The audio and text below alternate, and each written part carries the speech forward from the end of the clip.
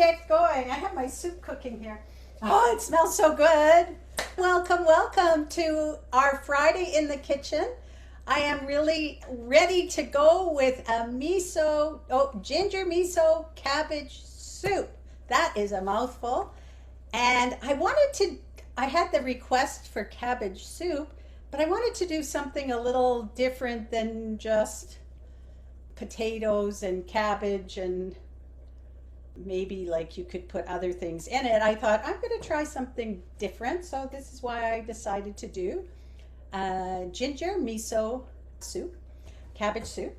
And we're going to use the all-in simmer method, which is like the easy peasy, put everything in the pot, put it on the stove, bring it to a boil, let it simmer. We just have two little things to do to finish it off at the end. So as usual, I make big recipes because even though I only have three of us here in our house, when I make a pot of soup, I'm like, oh, I get a nice bowl, and then I come back, it's like, what happened to the soup? It's gone. So I got my this is a Dutch oven, my stainless steel Dutch oven. If you want to make a smaller batch, you can always do that as well. You can half the recipe. And as usual, we're going to start by putting some vegetable broth in our pot. So I use, as if you've been following me, you know that I tend to use PC Organic. This is a Canadian brand. And part of the reason is, I use a lot of vegetable broth, and the organic ones typically are like double or triple the price of this one. So I'm looking for economics here too, because I bought eight of these this week, and I think I have one left. So that goes to show you how much broth we use in this house, especially in the winter. Summer maybe not so much, but in the winter it's more. And hey, we're getting to the end of February, so for me that signals the tide turning and winter, at least here in Canada, maybe starting to lighten up a little bit. And I just always find, I feel we've weathered the bulk of it when we get to the end of February. That's what it means to me. All right. I took half a cabbage, oops, and I did a cabbage about this big, so a decent size, not a huge one, but a decent size. That's like half. All I did is slice it up with my knife. I just I have it fairly chunky. You can make it thin slivers like this size. It's up to you.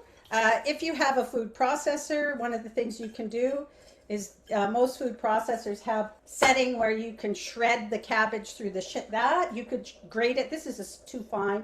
But if you have a grater that's got not as fine, more of a thicker holes, you can grate it if you want it to be thinner. But I like chunky cabbage, so mine is chunky. Like I even have this is a chunk that's kind of from the side. All right, so I'm going to add that. Now I have these are yellow Yukon Gold potatoes. You don't have to put potatoes in, but I love potatoes, and it adds a little extra, not only nutrients, but I feel like comfort food. Potatoes are so nutritious for us. I recommend you eat them every day because they are one of the most complete nutrient dense foods that we have, and they get such a bad rap being a carb, a starch. They're white.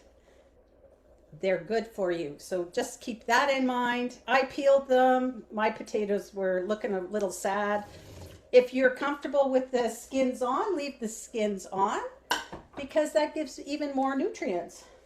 Let me get my spoon here. So I added 3 potatoes. I think in the recipe I say like 1 to 2, but I like chunky soup. So I bought, put it into kind of bite-sized bits, and that's what I like. I have some garlic here. Now, I remembered to shred my garlic in advance. So I minced the garlic in advance. This is the first thing you want to do when you're starting the recipe is mince your garlic, because the enzymes that give you those beautiful antimicrobial properties they need to develop, and it's about 10 to 15 minutes for that to develop. So you want to do that. I also have some onion here. So I shredded this onion. I didn't chop it into cubes. I've just shredded it this way. So I just cut it in slices, I guess is the best word. So I've got onion slices. So this is one onion. I just think, okay, all good. So I've got my onion, potatoes, cabbage, garlic, all the good stuff. I'm going to add some tofu. So I have a block of tofu. So this is a block of, I cut it into cubes.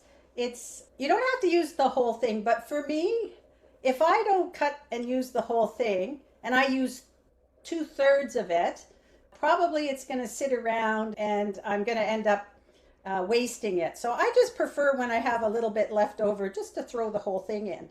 And this is a extra firm, non-GMO organic tofu. So tofu gets another one that can get a bad rap. If you're not comfortable with tofu, that's fine. You don't need to put it in, but I add it in here. It adds protein to our meal, or they can make this into a meal, really. So I've got that. And then I'm going to add a little bit of tamari sauce. So I don't have much left in this bottle. I was buying them at Costco, a big bottle, and I haven't seen them at Costco. So I'm going to put a couple of tablespoons. I might add a little bit more later. So this is something you can use for flavor. And now I'm going to add some ginger. And I have to show you, ladies, I went to an Asian market for ginger. This is the smallest I could get. So I'm going to freeze most of this because we're not big ginger. Like, we don't eat a lot of ginger. So this is huge for us. So I'm just going to take one piece. And yeah, I think that's huge for everybody. I don't know. That was like literally the smallest, but it's organic ginger. I'm just going to take a knob here. See if I can do a knob here. It is that whole bundle, and that's like most of it was $2 for that whole thing. So it wasn't like it cost a lot, but I don't need that much. I hate wasting. So you can put it in the freezer and then grate it frozen. Once you thaw it out, it's all kind of soft and mushy. So instead of, I used to peel the skin off. Now you can wash the skin and grate it in with the skin. That's perfectly fine. If you want to take the skin off, use the side of a spoon and just scrape the side of the spoon. Check how it takes it off. And you don't have a lot of waste. It just nicely takes it all off. Yeah. Yeah, I even asked them, do you have something smaller for ginger? And they said, nope, that was it. So now I got ginger smell. I don't mind the smell, but like I said, I'm not a huge ginger fan. So the recipe says 1 to 2 tablespoons, but make it for what you're comfortable with. And I'm just going to grate it in here. And let's take some of this knob and grate it. And again, make it what you're comfortable. If you don't have ginger, fresh ginger, you can add powdered ginger from the spices, which is usually what I do, but I was inspired, so I wanted to get real ginger, so I got real ginger, let me tell you. All right, and that's it. All we're going to do is take this and put it on the stove. We're going to let it come to a boil here. So I'm going to turn it on high to let it come to a boil. And in the meantime, and then once it boils, I'm going to put the lid on, but leave it propped open a little bit so some of the steam can escape for that. Let me put this to the side with my ginger. All right. Now I have this on here. My pot that I have been simmering away. So this one has been simmering. So once the potatoes are soft, if you're using potatoes and the cabbage is soft, then you're fine. You can do it, but doing it longer just helps meld the flavors for me. So there's no harm in doing it longer. And so I brought my little webcam, so we'll put that in here. Give me a second to get the rest of my stuff together. Now, I'm going to put in the miso now, as well as some lemon juice. Now, the reason we put the miso in at the end, now that it's simmered and it's cooked, we put the miso in the end. I use it's a organic white bean. I get this in the refrigerator section of my grocery store, kind of around either the produce or if it has the superstore that I go to has a natural food section. So it's in the refrigerator there. And this is fermented soybean paste. You can buy, if you don't want to use soybean, you can buy fermented chickpea miso. I never found it ever at a store, but I've bought it online before. So if you like miso but you don't want to use soy, then you can do that. So what I'm going to do, and because it's fermented, it has like live microorganisms. So when you put it into boiling soup, boiling hot water, it's going to kill off some of those microorganisms that are good for our gut. So this is amazing for gut health. So you're going to want to put it in at the end. So what I'm going to do is I'm just going to take a ladle and put a little bit of the soup broth on the side here. And then I'm gonna add some of my lemon juice here because I want to cool it off a little bit. And let me just show you, let me get my camera on this. I'll show you what the broth looks like before. Here's my webcam. I'm gonna get this hooked up one day so that it actually can be So that's what it looks like. So it's pretty beige. It's pretty, not a lot of color to it. All right, let me go back to my iPhone. All right, so let me put this here, and I'm just gonna add some of my miso here. So you could do 1 to 2 tablespoons. I'm getting to the bottom of my thing. So this is gonna add some salty flavor for you as well. So I'm gonna add that in. And again, make this to your taste, what you like. And the lemon juice gives it a little brightness, a little acid to kind of pick up the flavor. And what lemon juice does is it actually, when something feels like it needs more salt, if you just add a little bit of lemon juice, you might not need to add the salt. This is a trick I learned from another chef that I was studying with. He used to tell me that was his trick, was to add that. So I have a whisk. I could use a whisk, but you could just use your spoon. And I just want to get rid of the chunks, so I'm just going to do this till it's more or less. I've got a few chunks here, so just kind of have to have a little bit of patience for this part. I might just do my whisk. I don't know if that's going to help. So it just needs to dissolve. And sometimes what I'll do when I have stuff like this is I'll put less liquid and kind of put the miso, put the liquid and make a paste and then add a little bit more of the broth. And then you don't end up with the little lumps. So that's another thing you can do to save time. So I'm almost done here. It looks pretty good. I think I have a couple little lumps, but that's okay. I'm just going to add this miso paste here. So then when you want to heat it up, you could just heat it up. But it will kill off, because it is hot, it will kill off some of the microorganisms, but it'll keep some of them as well. It won't kill off all of them. If you boil this now, it'll kill off more of them. And that, I've added in my let me add in the rest of this lemon juice. Again, it's to taste. And there you have your miso cabbage soup. Voila, easy, done. Now, I feel like this is very, very brown and basic. So I love to get some of everything here.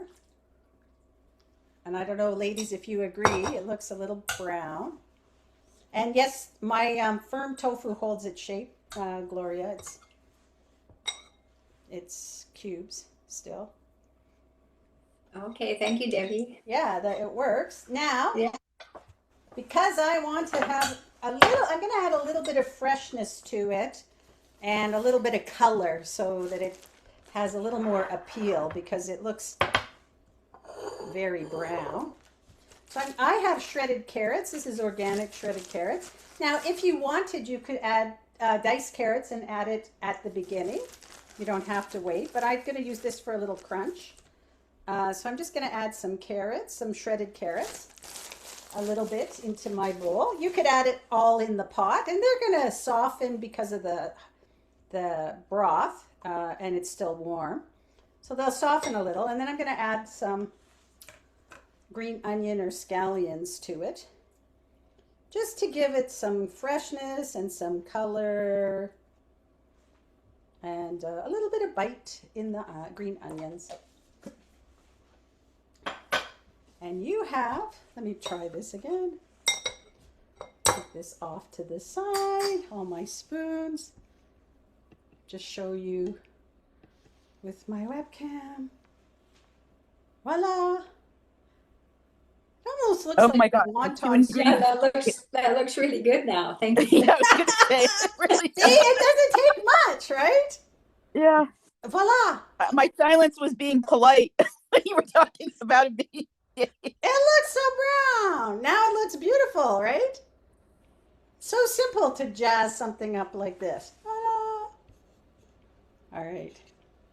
It's magic. It's magic. We got magic here. Of course, I have to taste it. And then I have to remember to give you the recipe.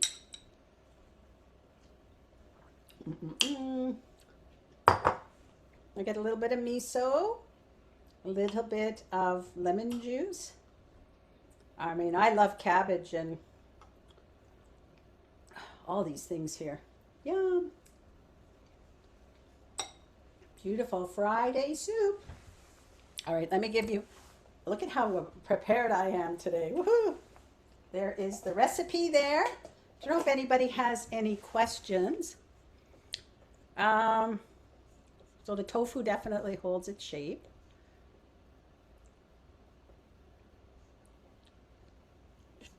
Debbie, I do have it. a question. I never really thought of myself as like when I have cabbage, it's usually like corned beef and cabbage once a year, or it's not like a